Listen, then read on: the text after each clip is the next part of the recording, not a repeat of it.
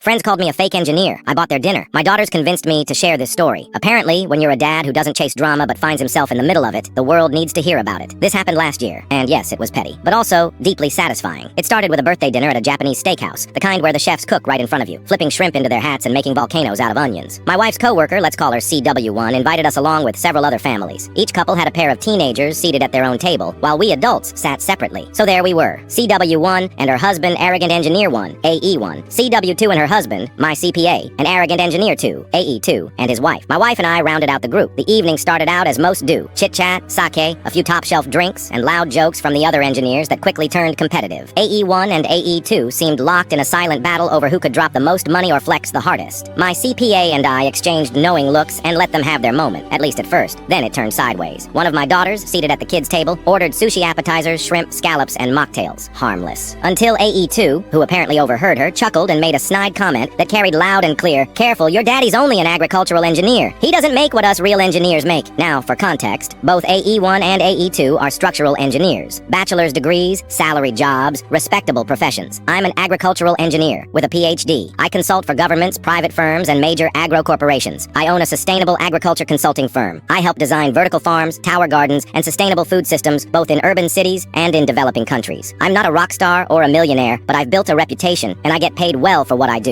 In fact, last year, I landed a multi-year, seven-figure contract for large-scale tower garden implementation across several states. But apparently, these two assumed I ran around barefoot teaching villagers how to dig holes for tomatoes for free. Their jokes continued. Is it good to plant onions and carrots next to each other? Followed by a round of laughter as they high-fived over their witty dig at my profession. Even their wives rolled their eyes. I let it go. My CPA, however, was trying not to fall off his chair laughing, because what AE1 didn't know is that my CPA handles both our books. AE1, still drunk on ego and sake, challenged the CPA to reveal what he made last year after bonuses. The number was respectable, a solid 6 figures, but the CPA grinned and turned to me. "You want me to share yours?" I declined, politely, but the smirking continued. At that point, I excused myself and headed to the restroom, but I had another stop in mind. I found our waiter, pulled out my card, and paid for the entire party's meal, appetizers, entrees, drinks, desserts for all adults and teens, and left a very generous tip beyond the automatic service fee they had added for the large party. When I got back to the table, dessert had arrived. As the waiter handed out plates, he thanked me, in front of everyone, for covering the check, and added that the tip was the best he'd seen all month. The table fell silent. AE1 and AE2 looked stunned. I smiled, nodded, and turned to the CPA. "Now you can tell them." He did. My income last year, after taxes, was just shy of triple what AE1 brought home. AE2's eyes widened. AE1 blinked like he'd been slapped with a napkin soaked in soy sauce. I pushed in my chair, wished everyone a good night, and left with my wife and daughters.